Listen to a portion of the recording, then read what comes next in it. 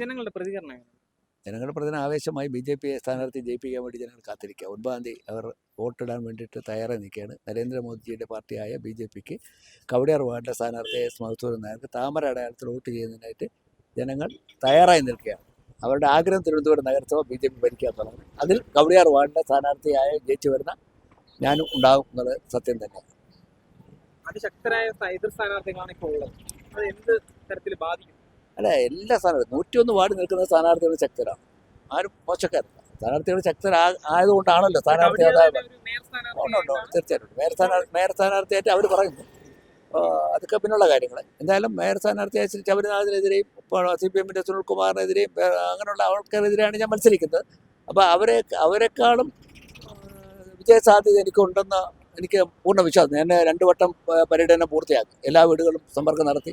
2 വട്ടം കഴിഞ്ഞ് 3 വട്ടം പോയ വീടുകളുണ്ട്. എല്ലാ വീടുകളിലും പോയപ്പോൾ തീർച്ചയായിട്ടും എന്നെ അവർ ജയിപ്പിക്കുമെന്നുള്ള ഉത്തമ വിശ്വാസം എനിക്കുണ്ട്.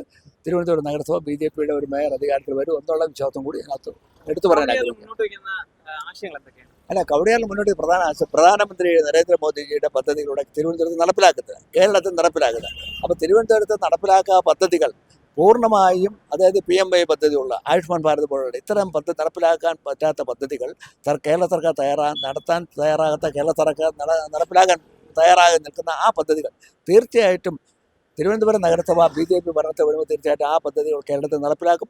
തിരുവനന്തപുരത്ത് നഗരത്തിലുള്ള എല്ലാ ജനങ്ങൾക്കും അർഹതപ്പെട്ട ആൾക്കാരുടെ കൈകളിൽ എത്തിക്കാൻ വേണ്ടിയിട്ടുള്ള ഒരു പരിശ്രമം അല്ലെങ്കിൽ ആ പദ്ധതി പൂർണ്ണമായും നടപ്പിലാക്കുമെന്ന് തന്നെയാണ് നമ്മുടെ ഏറ്റവും വലിയ വാഗ്ദാനം എന്ന് പറയുന്നത്. അതിനപ്പുറം കവടിയാർ വാർഡിലെ വികസനത്തെക്കുറിച്ച് ഞാൻ പറയാൻ ആഗ്രഹിക്കുന്നത്. വികസനങ്ങൾ ഒത്തിരി ചെയ്യാനുണ്ട്, ഒത്തിരി പോരായ്മകളുണ്ട്.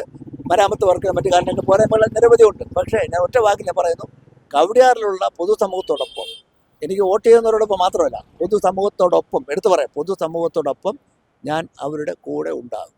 അതിനകത്തെല്ലാം അല്ലേ, അത് എല്ലാ വിഷയങ്ങളും ബാധിക്കാറുണ്ട്. ഏത് വിഷയങ്ങളായാലും ഇവിടെ ബാധകമാണ്. എല്ലാ വിഷയങ്ങളും ബാധിക്കാറുണ്ട്. അതിൻ്റെ വിഷയങ്ങളൊന്നുമല്ല, പൂർണ്ണമായ നിരവധി വിഷയങ്ങളുണ്ട്. അതെല്ലാം ഈ ഇലക്ഷനുമായിട്ട് ബന്ധപ്പെട്ടുള്ള BJP അനുകൂലമായ ഘടകങ്ങൾ തന്നെയാണ് ബാധിക്കുന്നത്. Okay, thank you.